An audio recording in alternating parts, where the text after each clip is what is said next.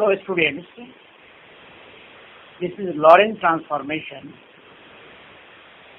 that today I will talk upon, and I am Dr. Vijayan Narayan, Principal Jamnidal College, speaking to you, and this topic is useful for the students of 3-year degree course, part 1 and paper 1.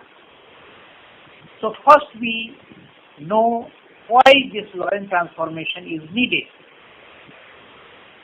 What is the necessity of working out this type of transformation, that is Lorentz transformation, when already we have got Galilean transformation connected with the special theory of relativity. In fact, a special theory of relativity has two postulates. That is, it is based on two postulates. One is that the form of any physical equation will remain same in all inertial frame of reference. And secondly, the velocity of light remains constant irrespective of frame of reference. But all these frame of reference must be inertial frame of reference. Keep in mind. So here we have already got a Galilean transformation, means when this transformation is applied for an observer moving in an inertial frame of reference with a speed comparable to velocity of light, then this Galilean transformation does not work for the postulate that velocity of light is constant irrespective of frame of reference. And that is why the scientist has to work this new type of transformation so that one can get, even in this situation of, that is velocity comparable to velocity of light, then this must show the invariance of physical laws. So that is possible only in case of Lorentz transformation. Means if I make any relation between the position of an event in X frame of reference and another is X prime frame of reference, and X prime of frame of reference is moving with a velocity comparable to velocity of light, then in that case what happens, that this space, that is distance, that is position of the event, that is X, transforms separately from that of the time. That is time transformation, that is the value of time and value of a space coordinate that we say, is just different, and they don't give us the invariance of physical laws when the velocity of the observer moving with a velocity of light is there. So this was the reason. Means a space and time which was separate in Galilean transformation of motion was not fit for the situation when the moving frame of reference is moving with the velocity of light comparable to light, as comparable to velocity of light. So in that case, we come to the rescue of this postulate, that is second postulate, with the help of this Lorentz transformation.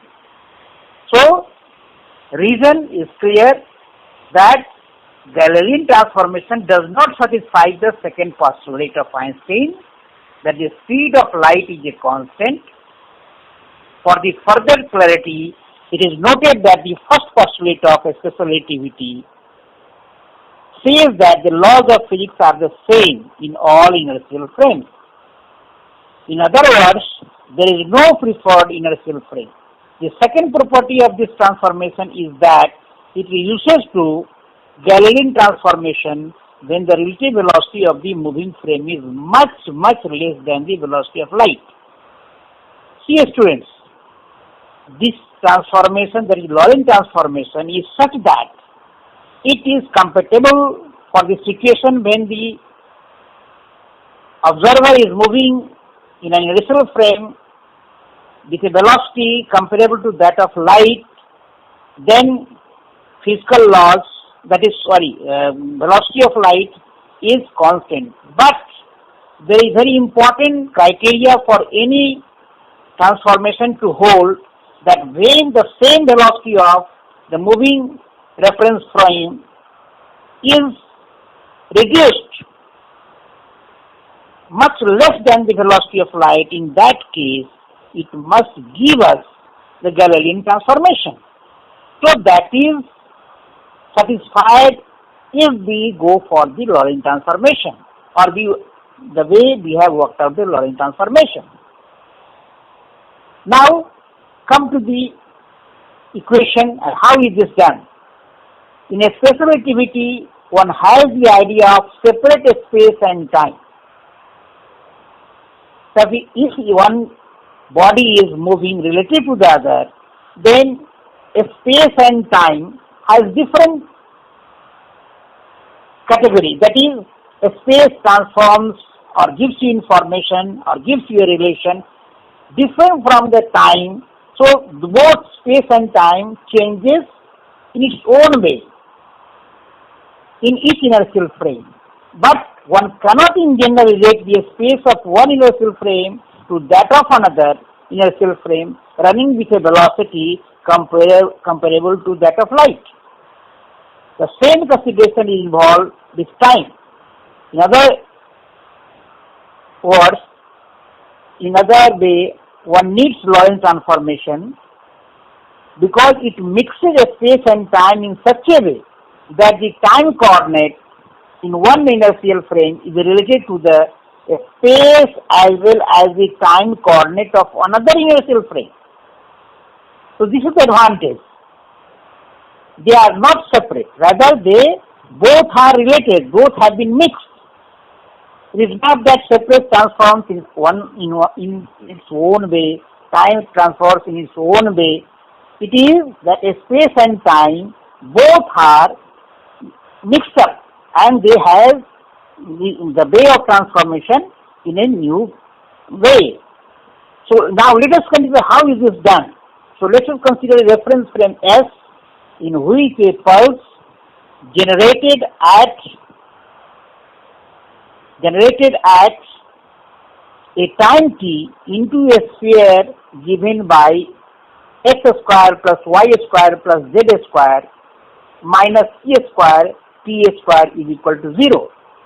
Let us say, mark it as equation 1. So now we must explain it here. Why is this x square plus y square plus z square is equal to c square t square, and then that we transform this c square t square to the left side, it gives us x square plus y square plus z square minus c square t square is equal to 0. What happens that if light a star comes from source, it has a spherical wavefront. So this is natural. This is nature. So you can't change it. It is already inherent. So it must maintain its form even if the frame of reference is changed. That is, the reference of frame in which the observer is moving with a velocity comparable to that of light. In that case also, we must get the same form, that is the form of a sphere, and that the moving frame of reference is considered as S dash. As per Galilean transformation, what happens? The pulse for an observer in S dash is given by x dash plus x prime plus v t prime whole square plus y prime square plus z prime square minus c square t prime square is equal to 0. See, this prime is fixed there only because we are making a consideration for an observer which is moving in another frame f dash, and that is moving with a velocity comparable to that of light. So that we have replaced that value of x as equal to x prime plus v dash v prime. When you work out with this, what happens, how much is the value of x, then the f prime is moving with velocity v, then you will get the same value, that is f prime plus v t prime in place of x. So that is why we have replaced that x square as x prime plus v t prime whole square plus y prime square plus z prime square minus c square t square prime square is equal to 0. Here we have not changed y prime square plus z prime square because the movement of the f prime frame of reference is along the x axis. So that is why this y prime square and z prime square remains same. So let us move ahead, and that we get in equation 2, which is marked as equation 2, equal to given as x prime square plus 2 x prime v t prime plus v square t prime square plus y prime square plus z prime square minus c square t prime square is equal to 0. So what happens when we expand? We get a new thing. What is the new thing? So how much difference we get from the equation of a sphere? So that difference is brought here. You find 2x prime vt prime v square t prime square.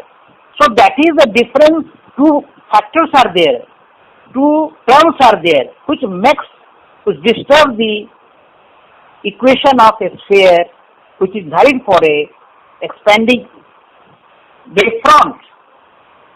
So that we have to find out the multiplying factor with the help of this. So how to solve this equation so that we get the multiplying factor, and again the whole thing is transformed into an equation of a sphere. So these two terms we have to focus on. Now see, the equation is not the equation of a sphere. The reason is the term 2x prime vt prime, which is present, disturbs the equation from filling into an equation of a sphere. So we change the time transformation from t is equal to t dash, valid from the Galilean transformation point of view. Because in case of this Galilean transformation, this t and t dash does not change.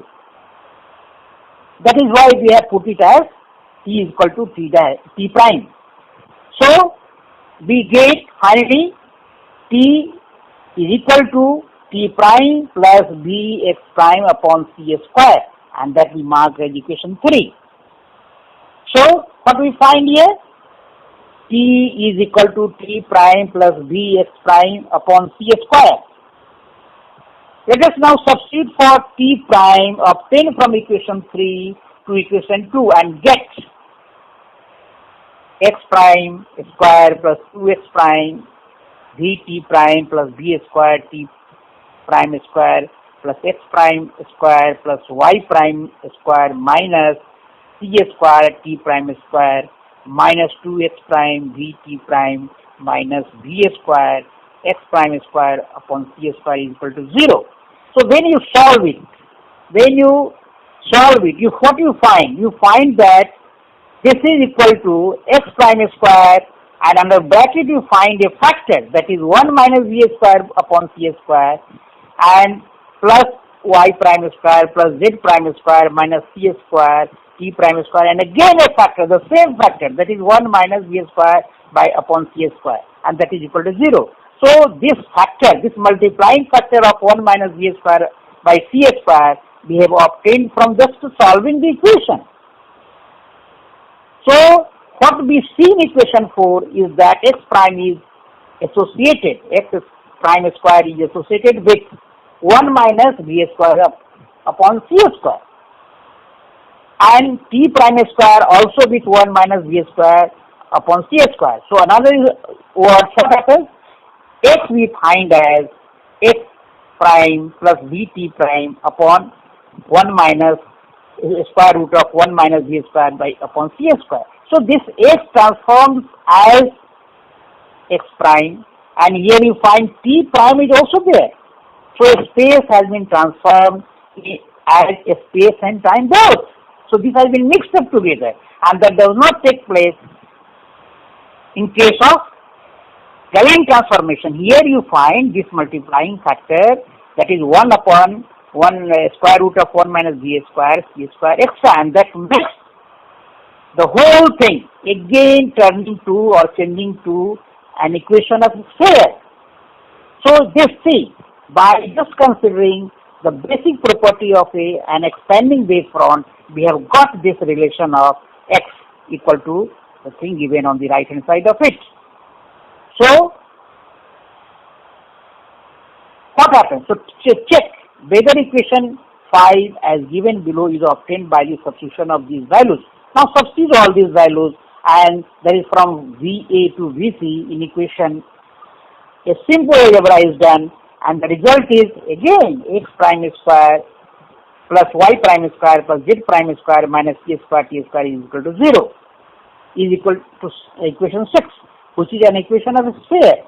So what it means is the pulse as observed from the frame S prime grows into a sphere at the rate if the measurements are related by equation 5a to 5c and not y, which is the product of Gaussian transformation. That is x prime is equal to x minus vt, y prime is equal to y, z prime is equal to z, and t prime is equal to t. So this, when if you put this value as given by the Gaussian transformation, we don't get the equation of a sphere. But when we put the value in case of this prime, equation of a sphere given earlier by the multiplication factor of 1 upon 1 minus b square by c square, then we find the equation of a sphere coming. So this physical invariance of that equation of a sphere is found here. Now that is all about Lorentz transformation. So children, let me summarize, and that I want to summarize in Hindi.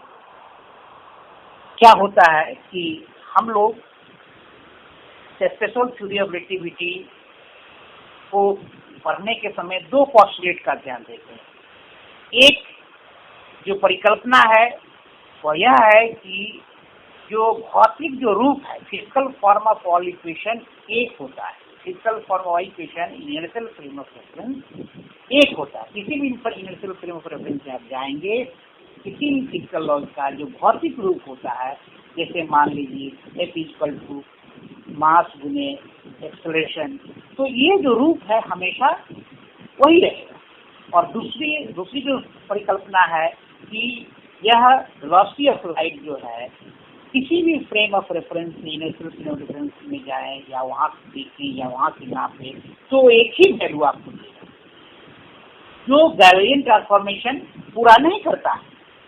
तो इसको पूरा करने के लिए हम लोगों ने equation of A sphere को लिया, बिकॉज ये हर एक जो वेव फ्रंट है, क्योंकि हमने इवेंट एक माना है, वहाँ से एक वेव फ्रंट, लाइट का वेव फ्रंट चलता है, तो स्फीयर का रूप लेके चलता है। मैंने उसको ही आधार बनाया और उसमें देखा कि जब जो दूसरा फ्रेम ऑफ रेफरेंस जो लाइट के वेलोसिटी के कंपेरेबल जब चलता है, उसके आसपास जब चलता है, तब क्या होता है, क्या चेंजेस होते हैं और कौन सा फैक्टर आता है। और एक जो कॉमन फैक्टर आता है इस इक्वेशन को सॉल्व करने पर, आपको 1 minus B square upon C square, जो स्पेस के साथ भी है और टाइम के साथ भी है, टी प्राइम के साथ भी वह फैक्टर आप देख रहे हैं और एक्स प्राइम के साथ भी वह फैक्टर देख रहे हैं। अगर हम इस फैक्टर को पहचाने तो मुझे सिर्फ, और इस वैल्यू को अगर इक्वेशन में हम डालें, इक्वेशन 4 में, तो हमको वही x बराबर x prime plus B T prime upon square root of 1 minus B square by C square या x का ट्रांसफॉर्मेशन बता देगा, और फिर वही इस वैल्यू को रखने के बाद मुझे एक्सप्रेशन ऑफ स्क्वायर मिल जाएगा। और उसी तरह से टाइम के केस में होता है। आप देखेंगे कि टाइम के केस में क्या हुआ, x बराबर t prime plus B X prime upon C square square root of 1 minus B square by C square, ये x के केस में। और t का भी हम लोग ऊपर से फैक्टर जो लाए हैं मिल जाता है। तो यही शब्दों के साथ मैं लॉरेंट ट्रांसफॉर्मेशन आप लोगों को समझाया। अगर किसी तरह की दिक्कत हो या अगर कमेंट हो